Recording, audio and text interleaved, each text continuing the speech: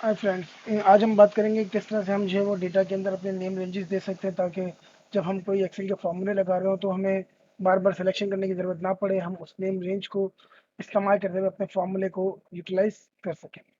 For name ranges basically हमारे पास सबसे पहली चीज़ तो जितने भी कॉलम्स हैं उनके नाम यूनिक होने चाहिए। दैट्स मीन उनके एक ऊपर हेडिंग रो होनी चाहिए और वो सारे के सारे यूनिक होने चाहिए। अगर वो यूनिक होंगे तो हमारे पास जो है वो नाम परफेक्ट बनेंगे। सेकंड चीज़, हमारी पूरी कोशिश होनी चाहिए कि हमारे पास जो नेम है वो स्पेसिस के बगैर हो। स्पेसिस की जगह उसके अंदर हमारे पास अंडरस्कोर का साइन हो, ताकि हम उस नेम को सही तरीके से यूटिलाइज कर सकें। अगर हमारे पास नेम में जो हेडिंग में स्पेस आती है तो नेम रेंज ऑटोमेटिकली उस स्पेस को अंडरस्कोर के साइन के अंदर कन्वर्ट कर देगा। सेकंड, सबसे पहले हम अपने डेटा को सिलेक्ट करेंगे। कंप्लीट डेटा सिलेक्शन के लिए हम अपने डेटा की किसी भी वो सेल पे क्लिक करते हैं, देन हम प्रेस करते हैं कंट्रोल ए। कंट्रोल ए से आपको वो पूरा डेटा सेट सेलेक्ट हो जाएगा। देन हम जाते हैं फार्मूलाज के टैब में, और फार्मूलाज के टैब में हमारे पास एक ऑप्शन है क्रिएट फ्रॉम सिलेक्शन।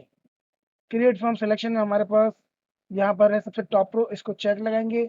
इसका मतलब ये है कि हमारे इस डेटा के अंदर जो सबसे टॉप रो है, उस टॉप रो के नेम को हर कॉलम के नेम के अंदर कन्वर्ट कर दिया जाए।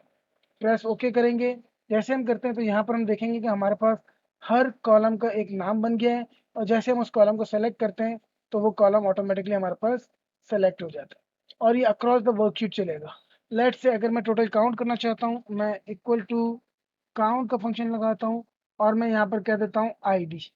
जैसे मैं यहाँ पे आईडी लिखता हूँ तो आप देखेंगे कि उस आईडी कॉलम का जो नाम आ रहा था उसके साथ हमारे पास ये टेबल बना हुआ आ रहा है। दैट्स मीन कि हमने जो है वो एक नेम रेंज सेलेक्ट किया है। जैसे इंटर करेंगे हमारे पास